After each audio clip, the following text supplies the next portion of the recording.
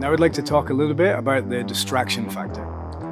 Concentrating on camera flying and framing a shot naturally occupies some of our attention. Skydiving at the end of the day is a high-risk activity, so carrying it out with additional distractions naturally increases the risk of making a poor decision or reacting slowly or badly to external factors. This is especially true for a new camera flyer or when we're filming a new discipline. This is why I say it's so important to have the flying skills to comfortably follow a group safely and know the plan, so that you're not trying to split your attention between flying something that's very difficult for you and framing the shot. In this case, the chances are that you will do neither of these things very well, which can be dangerous if you fly badly and your shots aren't going to impress anyone. My aim is always to minimize any distracting factors in order to fly safely and get the best shots. I like to think of it this way. I have a limited amount of attention that I can pay to any jump. I want to be able to pay as much attention to the filming as I can safely do in order to get the best shots. So I want to make the skydiving part as safe and as comfortable as possible. So this is an example of the least distracting situation. The very best conditions would be to be filming a jump at a drop zone I know very well, in good weather conditions, with a camera setup and a canopy I'm very comfortable with, and then onto the jump, I'm filming a jump type which I'm very experienced in, with a plan I understand well and I'm comfortable with skill-wise, with an organizer I've jumped a lot with before, and a group which I know should be able to have the skill to follow the plan and fly tight. This situation is going to have the least possible distractions and should enable me to have the greatest opportunity to be able to film the jump well and in a safe way. Okay, so now we're going to talk about the most distracting situation.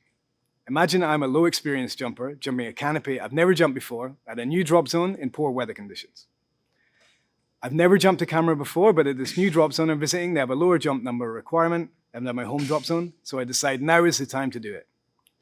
I'm jumping with a group of my friends. The jump is supposed to be a 4-way sit jump with me filming, but we decide in the plane to link up with another group and do an 8-way angle jump instead.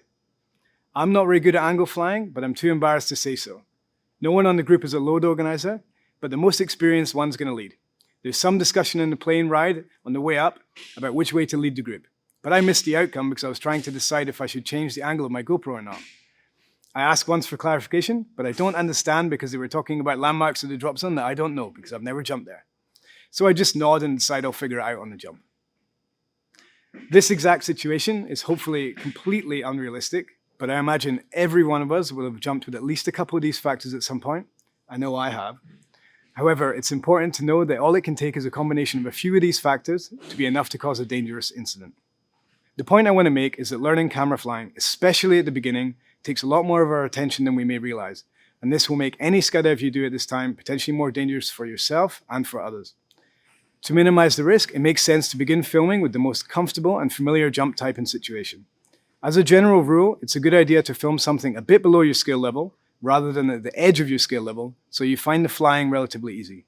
It's important to note that this doesn't just apply to people jumping a huge camera helmet or experienced camera flyers. We're talking about anyone who's going out with a camera trying to get a particular shot. It could just be a GoPro or a small stills camera. Whatever it is, it's going to take your attention away from the jump.